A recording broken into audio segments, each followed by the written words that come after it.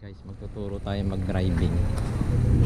Hanapin natin yung block 1787. Tanong muna natin kay sir kung pwede mag-vlog habang tinuturuan siya mag-drive. Tatanong natin sa kanya kung pwede. Yan, nandito tayo sa Leora. Hanap natin yung block 1787. Ito pa yata sa dulo yun. Parang ito yata yung kotse ni Kulitin. Hindi ko lang alam. O yung pula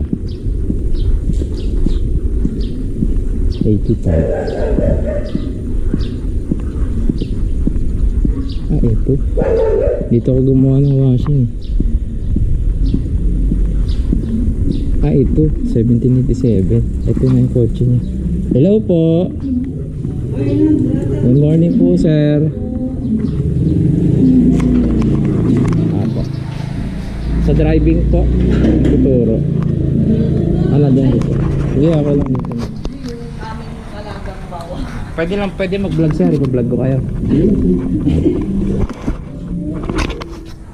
Pero marunong naman po kayo mag-drive. Ay, ikot-ikot pa kayo. Sige po. Pero kagano na po kayo katagal nag-drive sir? Wala pa. Automatic transmission to sir, no? Bali, paano yun? Pag nagda-drive kayo, nag-highway na din ba kayo? Hindi pa? Hindi pa. Bali, sino pong marunong mag-drive sa inyo? Dito? Yung kapatid nyo. Kapatid nyo lang. Bali sir, gusto nyo po ba ituro ko sa inyo rito yung kung saan yung mga ano? Ito yung gasoline. Nakaon na ba yung camera?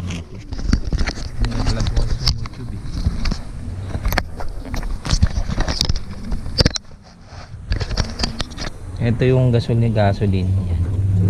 Yan, open yan dito. Flash nyo sir. Yan. Pag in-open yan, kaliwa. Yan. Ang open niya kaliwa. Ano ba to? Unleaded premium. Unleaded. Tapos sarado. Tapos ito naman yung sa tank ng harap.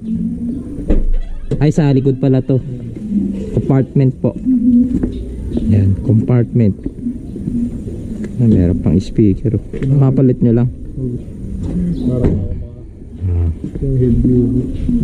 Tapos ito pala yung sa engine. Yan. Yan na muna natin to sir kahit ako lang sa inyo kasi bagong umalis. Napainit nyo naman to, no? Hindi na natin kasi mainit siya. Hindi na natin na-open yung radiator nito kasi na-circulate na yung init niya. Kaya morning start pwede mo itong i-check habang hindi pa mainit. Ano bang? Yung radiator. Kasi pag napainit na yung makina, tapos hindi mo na pwede open niya kasi sisirit yan. Mainit po kasi. Radiator. Oo. Ito yung merong ano yan dito. Nasaan na ba yung ano niya? Yung bakal. Ito yun. Baliktad naman siya. Ito dito nakalagay. Ito dito sa taas. Ito yung sa ano natin, washer dito sa may windshield. Ayun, wala na nga rin naman. Kaunti na lang din. Lalagyan nyo din yan. Punuin nyo. Pwede naman yan kahit di nyo naman gamitin. Kasi ito yung engine oil dipstick. Dito nyo malalaman kung yung oil nyo kung bago o luma. Bubunot, hangat nyo lang yan. Kasi ito yung alternator. Ito yung nakakarga ng battery. Yung power steering fluid parang wala yata. Yan, pwede na natin sarado to. Okay naman to. Bali sir, doon ko kayo tutuluan sa may Salawag sir, yung subdivision na hindi na develop para wala tayong maabala mga tao. Ang pagkasarado pala nito sir na ganyan, kailangan isang dangkad. Tapos ganito. Kaya subukan nyo po. Isang dangkal tapos bibitawan.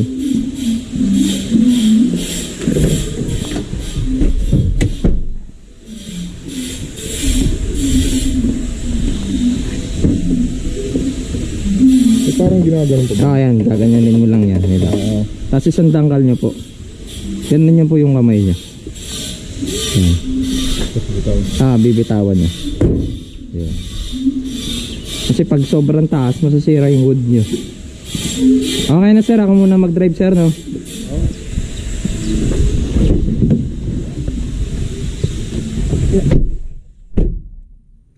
Bali sir, always lagi kayo pag mag-i-start ng sasakyan, lagi kayo nakapak sa preno kasi automatic kasi ito eh. Oo. Kaya matanggal nyo man lang yung handbrake, at least naka-safety siya, naka-preno siya, hindi siya atras. Kasi once na ano nyo na to, ini-start nyo. Pero naka-park naman yan, naka-lock yan. Naka-unlock siya. Kung saan nilipat nyo kasi mag-ano na yan, magdidis. Yan, kailangan pagtatapa kayo ng preno, start nyo. Yan, napainit naman yung makina niya, meron na siyang 1 bar. Yan. Pwede na siyang patakbo. Kasi uling ginamit ng bonus. Ang ganda ng ano. Oo, 360 siya eh. Api nagawa yung video. Parang mas nakakalito siya. Nilagyan ng camera. Dito sa side mirror dalawa. Reverse, tsaka yung harap. Ito mamaya sir, pag nag-aaral na kayo, checkin nyo to kung komportable kayo. So po, matangkad kayo eh. Paano yung tuhod nyo eh. Pwede nyo naman siguro ibaba to. Nababa naman to eh. Yung pinakaupuan. Oo, nagaganyan siya. Tutulak. As always, lagi seatbelt. Yung pag-check nga pala ng manubela na ito sir, kung nasa tama ka na ganito, ipupull nyo lang siya ng ganyan. Tapos 2 turns. 1 2. Dalawang balik lang. Ayan, straight na yung gulong nyo yan. Parang di na kayo malilito. Iba kasi nalilito eh. Pag nakaganyan, tabingi yung ano, yung gulong. Tapos ito, ito sir, tapakan ng preno, tapos bitawan mo tong handbrake, pindutin mo lang tong sobrang taas ng handbrake. Ayan, dapat ganyan lang yung handbrake. Kasi mapuputol lang kayo ng cable nyan. Yan, nakapreno. Tapos drive. Isang paa lang gagamitin dito sir, kasi automatic to eh. Talang lang. Ngayon may motor sa harap, i-reverse natin ngayon. Tapos bibitawan nyo lang yung preno na ito. Yan, kusa nang aatras yan. Napakatindi ng accelerator para yan. Tapos letter D, drive.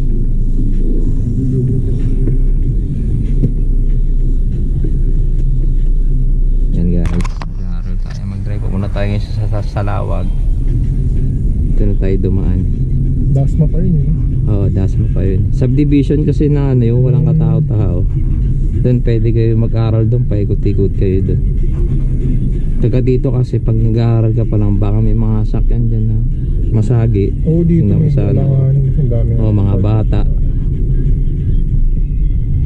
Mga nakaparaan. Yung isang tinuruan ko, babae yun eh, Toyota Vios. Taga dyan sa vlog mo. Sa Block 4, 4,900 views na yata siya. Yung ibang vlog ko dun sa highway, di ko na naituro kasi nga gawa nga nang di ako nakapag-edit ng video. Di ko na-edit, tinatamad ako eh. Sa cellphone na lang yung mga video. Yung ibang instructor. Pag ganito sir, sa may mga kantuan ng ganito, stop lagi kayo dyan. Mga bata. Signal light pa kanan.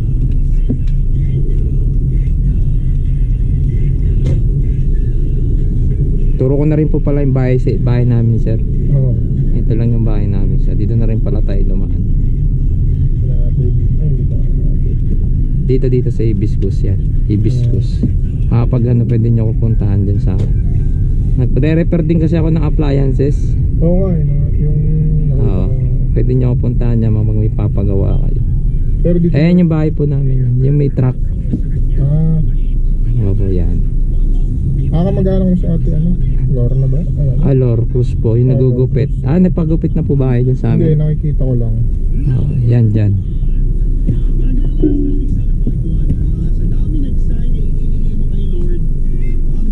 Yan dyan sa amin. Matic din yan yung sakyan namin na yun. Yung Everest. Kaso hindi ko pinapaturong mag-drive yun eh. Pang ano kasi namin yun, family use. Masasira kasi yun pag pinang testing mag-drive. Saka malaki. Oo. Bali, brother nyo po yung nagda-drive nito. Oo, before. Ay, nung kinuha kasi namin to sa Bulacan pa. Nabili namin sa Hagonoy. Second hand nyo binili? Oo. Bulacan nyo pa pala to binili. Hindi naman to binaha. Hindi naman kasi binaba sa Bulacan eh. Chinek naman namin yung mga yung lugar, tsaka yung parking niya mataas. Mataas naman. Hindi siya yung parang sila talaga ng ano. Pag bibili kayo ng sakyan, huwag kayong bibili sa Kawit, Cavite City. Doon binabaha kasi dun. Oo. Kasi pag once na nakabili ka ng binaha na sakyan, na ano na yung makina nyo, napasungan ng tubig. Kaya mahirap din bumili ng ano eh. Kailangan may mekanikong kasama.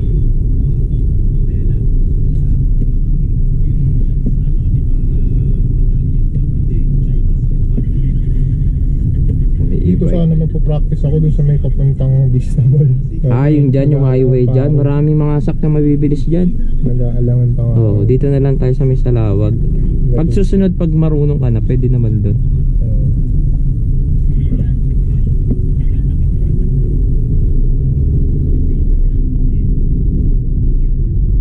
Malakas pa naman natak yung sakyan.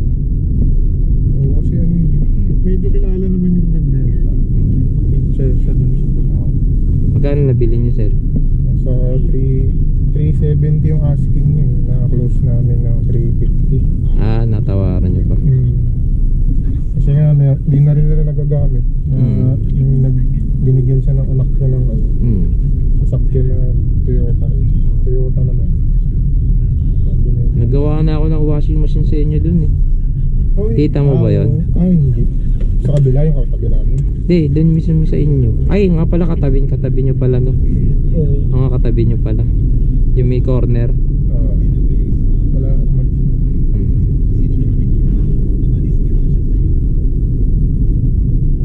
Kaya hindi nag-ulan yun. Oo. Pangit yung panahon kahapon eh. Nakulimlim eh. Pag umulan pa, baka i-cancel ka muna kasi baka yung visibility.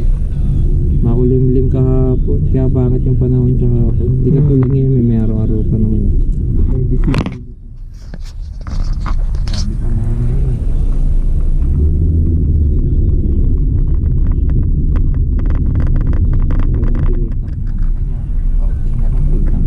Oo, galing ng Pultang yun.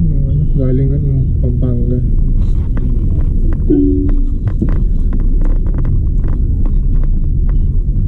Kapatid ko kasi taga Pampanga. Walang time na rin dun eh. Doon nag-ikot-ikot lang ako sa may sementeryo nila dun. Ganda ng ano nyo. Pa-install nyo ng trading. Ganda guys. Kaya ano mga sana tumagal. Kasi may mga ano rin hindi tumatagal sa ako. Kaso nga na mag-bird yung hindi. Oo, parang kasi na-calibrate siya. Mga diba, bago handbrake o handbrake mo. Hindi, ito muna. Yan. Yan. Tapos handbrake. Tapos full turn ng right. Kailangan yung ano, yung guwit makikita mo sa dilaw. Sa side mirror mo. Okay, unting release mo. Itututok mo siya, ayan, yan. Oop. Naitutok na. Nakita nyo yung dilaw? Oh, yan. Ito yun. Oh, dyan ngayon, na-atras ka ngayon dyan. Kailangan itong puwetan mo na tong gulong mo, mapapasok mo siya dito. Iyan na. Full turn ako din. Kaliwa ka naman. Dahan-dahan lang. Konting release, reverse. Ay, hindi pa pala. Oh, yan. Tapos galaw-galaw manubela. Susundan mo yung dilaw na yun. Kailangan papasok. Ayun. Ito tayo. Yan. Yan. Right. Konting kanan. Kanan. Tapos kaliwa.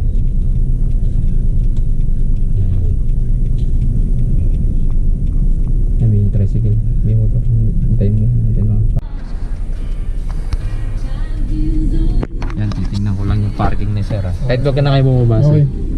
Yan, pinarap ni sir ngayon. Sasakyan. Siya nag-drive. Yan. Okay.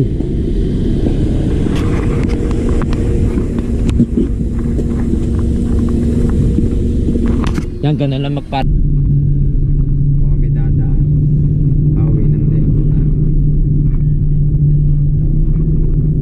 Yung iba nagbablog, may drone pa eh, no? Oo. Yung mga talagang may ano na yun, budget na. Oo, may drone. Ang galing nga nila mag-edit eh. Editor na yung iba. Ayun. Jayong, nanonood ka din sir? Oo. Bayad na yun. Okay. Yung mga yun talaga, edit nila yung kasama din nila nag-video, no? Oo. Tsaka yun yung may videographer na. Videographer rin tao. Galingan nila mag-edit eh. Yung simula ng ano, hanggang dulo eh. Oo. Na-edit nila yung video eh. Shortcut na lang yun, no? Kasi di mo na pwede lahat i-upload. Oo, mahapang oras yun.